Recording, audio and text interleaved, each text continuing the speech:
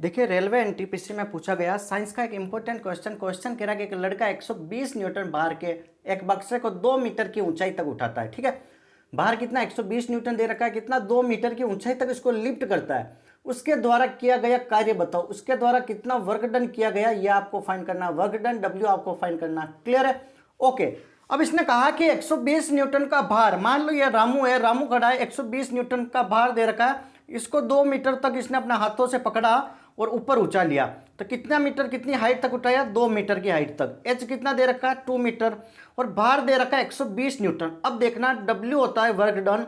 Work done होता है इस टाइप के केस में जब हाइट दी हो तो एम जी एच क्या होता है? That is M G H. Clear है? एच हो गया दैट इज कितनी हाइट से उठाएगा। क्लियर है? एच एम हो गया मास, जी हो गया ग्रेविटी, और एम जी की वैल्यू कितनी होती है? That is W. W equal to M G होता है। यहां तक कोई डाउट है? ओके। क्वेश्चन में दे रखा है भार 120 न्यूटन, यूनिट के साथ खेलो, न्यूटन दे रखा है। भार कितना? न्यूटन दे रखा है।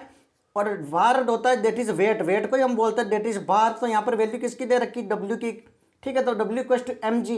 तो डब्ल्यू ये वर्क डन हो गया। एम जी, एम जी की वैल्यू कितनी दे रखी है? 120 न्यूटन इंटू एच, हाइट कितनी दे रखी है? That is 2 metre. क्लियर है? 2 मीटर। और वर्क की यूनिट क्या होगी? जूल में ही आएगी जो भी वैल्यू आएगी। तो 120 इंटू 2 कितना हो गया? 240 जूल। कितना हो गया? 240 जूल। तो इसका जो राइट आंसर होगा that is option C is right answer. Clear है? भार दे रखा, अगर दे रखा होता है द्रव्यमान और फिर अगर केजी के अंदर दे रखा होता तो हम यहाँ पर एम रखते और जी की वैल्यू कितनी? 10 रखते। अगर कुछ नहीं दिया हो 10 और 9.8 नॉर्मली यही रखकर हम क्वेश्चन सोल्व करते हैं। क्लियर है? तो यहाँ पर भार दे रखा और भार होता है दैट इज वेट डब्ल्यू। तो एम जी की वैल्यू डब्ल्यू इक्वल टू होता है एम जी, वो वेट भार के लिए, और ये डब्ल्यू जो वर्क डन होगा वो होगा एम जी एच।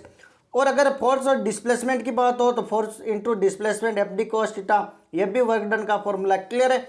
एक क्वेश्चन और पूछा जाता है कि जो ऐसा यूनिट होती है वर्क और एनर्जी दोनों की सेम होती है। क्लियर है? Thank you so much. Channel पर नए हो तो लाइक शेयर सब्सक्राइब जरूर करें।